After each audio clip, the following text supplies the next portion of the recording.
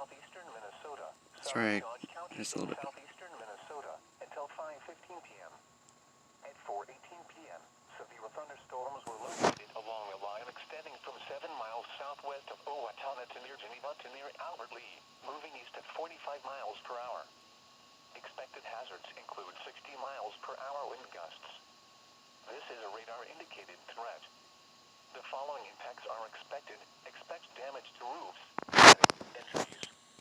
Severe thunderstorms will be near Austin around 4:40 p.m.